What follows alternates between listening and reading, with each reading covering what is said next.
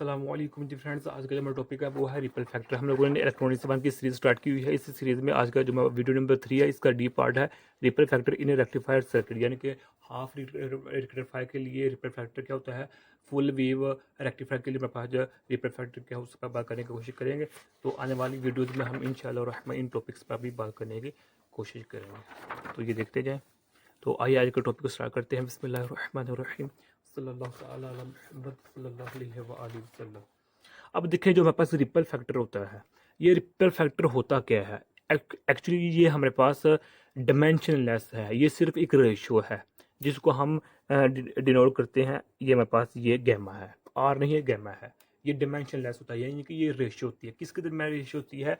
ये रेशियो होती है अल्लाह बल्कि लोगों का, जो हमारे पास आउटपुट होता है, सो आउटपुट के दरमियान और इनपुट के दरमियान रेशियो है। यानी कि ये देखिए हमारे पास ये लिखा हुआ है, ओके, कि जो मेरे पास एसी है इनपुट है ओवर डीसी है जो आउटपुट है, उसके दरमियान जो रेशियो होती है उसको हम रिपल फैक्टर का नाम देते हैं। अब ये रिपल फैक्टर क्या होता है? ये देखें, जब हम एसी को डीसी में कन्वर्ट करते हैं। अब एसी को डीसी में कन्वर्ट क्या करते हैं, कैसे करते हैं, ये देखें।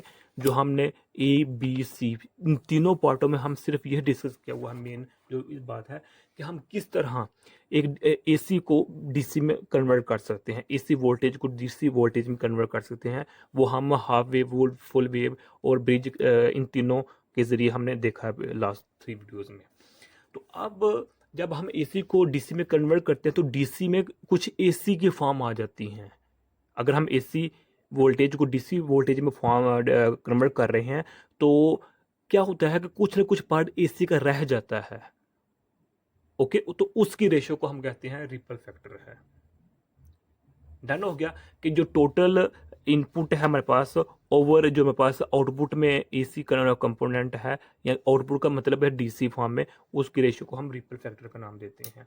अब ये रिपल फैक्टर हम यूज़ क्यों करते हैं? Ripple factor is very important, कि ये बहुत इंपॉर्टेंट है डिसीजन लेने में, कि जब भी हम रेक्टिफायर से आउटपुट लेना चाहते हैं तो उसकी इफेक्टनेस कितनी होनी चाहिए, उसके लिहाज से हम रिपल फैक्टर को सेटिस्फाई करते हैं, इसको मेजर करते हैं, इसको एक इस पर पाबंदी लगाते हैं, रिस्ट्रिक्शन लगा देते हैं कि अगर हमें आउटपुट में इतनी इफेक्टनेस डीसी फॉर्म चाहिए तो हमें रिपल फैक्टर को कितना कम करना, कितना ज़्यादा करना है, ओके। तो यानी कि क्या मतलब है कि जितना ज़्यादा रिपल फैक्टर होगा उतनी ही जो हमारे पास आउटपुट होगी, डीसी फॉर्म होगी रेक्टिफायर की, वो इफेक्टनेस होगी, यानी कि अच्छी होगी, आप ये कह सकते हैं, ओके।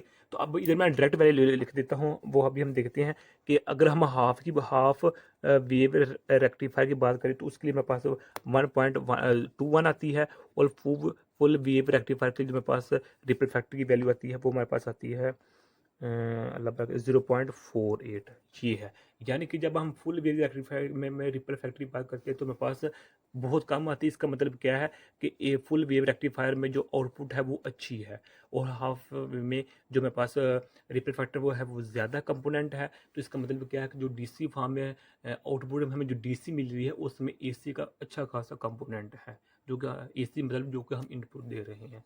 अब ये सिंपल सी डेरिवेशन है, इसको आप खुद कर लीजिएगा। सिंपल सा डेरिवेशन है। ये किसके लिए है? हाफ वेव रेक्टिफायर के लिए, जो हम ये निकाले। अगर हम बात करें फुल वेव के लिए तो फुल वेव के लिए हमारे पास ये होगी। तो यही आज का हमारा नाजा टॉपिक था। जज़ाकल्लाह खैरा। अपनी दुआ में याद रखिएगा। अगर आप लोगों ने अभी तक हमारा चैनल पाक एमएन अकेडमी इसको सब्सक्राइब भी नहीं किया तो प्लीज़ सब्सक्राइब कर दीजिए। जज़ाकल्लाह खैरा। अस्सलामु अलैकुम वरहमतुल्लाहि वबरकातुहू।